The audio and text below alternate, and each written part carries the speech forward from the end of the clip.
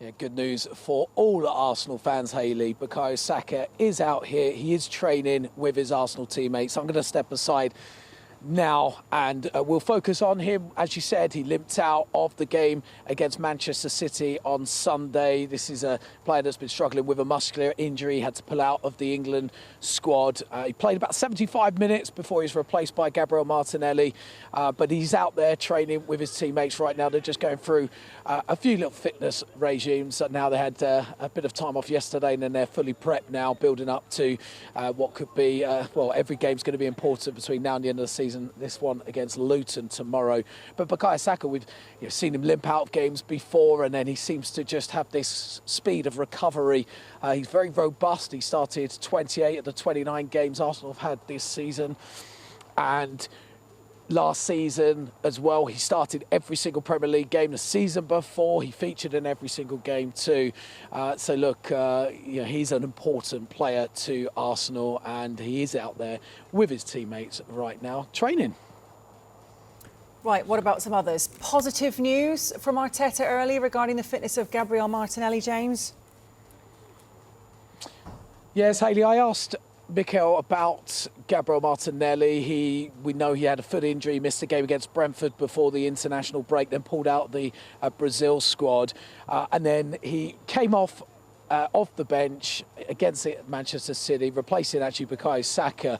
And I asked him in a press conference, and he said, look, I wouldn't put anyone on the bench if I didn't feel like they could start games or play the full 90 minutes. So he's really confident on his fitness. He's, again, out there right now training with his teammates. He looked really sharp, actually, when he came on against City for played around 15 minutes of that one. So maybe this is an opportunity to get him back into the fold tomorrow against Luton. Again, back onto Bukayo Saka.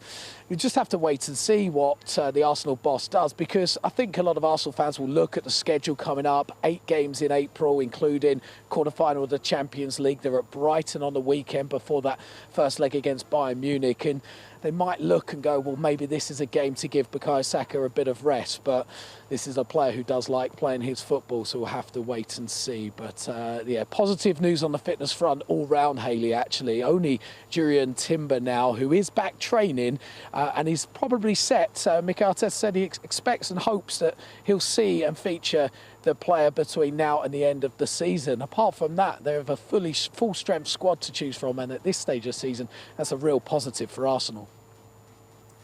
It absolutely is. Another positive, I mean, the defence. Lots of praise this season. Player of the Match award for William Saliba against Man City. How key is this partnership with Gabriel to their title hopes, I guess?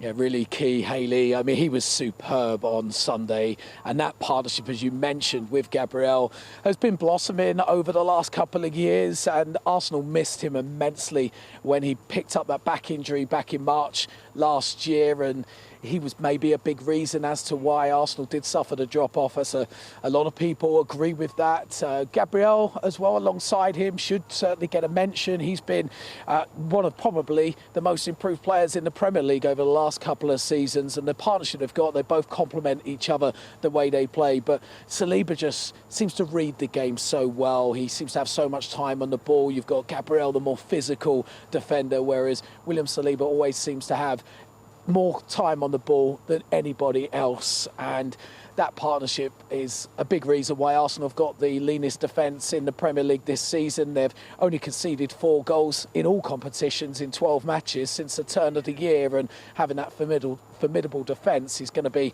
key between now and the end of the season if Arsenal are to pick up silverware, and if they are going to pick up their first Premier League title since the invincible season 20 years ago. Now, what about where Arsenal are? 2 points, of course, behind Liverpool in the league. It's so tight, it's so exciting, but how does Arteta see the title race now? Yeah, it is exciting, Hayley. It's great to see, I think, for all football fans, 3 teams battling out at the top, 3 points separating them all, the quality that Liverpool, Manchester City and Arsenal possess. But you've got 3 different sides, haven't you? You've got a Manchester City side who are searching for their 6th Premier League title in the last 7 seasons. Liverpool searching for their 2nd in the last 4, but that would only be the 2nd major league title in 34 years. And then Arsenal, as I mentioned, just their first one in 20 years they're looking for. But look, for Mikel Arteta, he would have learnt a lot from last season with the fact that Manchester City went on that run of winning 12 Premier League games straight. He knows how tough it can be. He knows how critical this stage of the season can be. And he knows his side can't slip up. He doesn't expect, one team, he doesn't expect to drop many points at all. And he thinks that could well be the difference. But one thing he did say in his press conference earlier, Hayley, was that the players are really enjoying themselves. They're enjoying this moment. And he described it as the beautiful part of the season. And this is all part of his plan as he's developed and as Arsenal have improved under him since his arrival over 4 years ago now, that they're in a position where they're competing for a Premier League title, and not only a Premier League title, they're still in that Champions League and in the last 8. But right now, watching them on the pitch, they're a little bit further away from where I'm stood, but you can hear lots of shouting, lots of screams. They're enjoying their time together. They're enjoying training. They're enjoying the matches. And I spoke to Martin Ødegaard earlier, and he said to me he's a bit tired, but they enjoyed it. They enjoyed the challenge of Manchester City and chasing the ball around as they did. They only had, less than 30% possession in that one. But it might be a completely different game tomorrow night against Luton. I expect Arsenal to be well on the front foot, but they won't take Luton lightly, that is for sure. They know what happened at Kenilworth Road, that 4-3 and a dramatic 97th minute winner by Declan Rice. They won't want that again. They want a more comfortable performance, but expecting to dominate. But they're well and truly in and ready for this title challenge that awaits.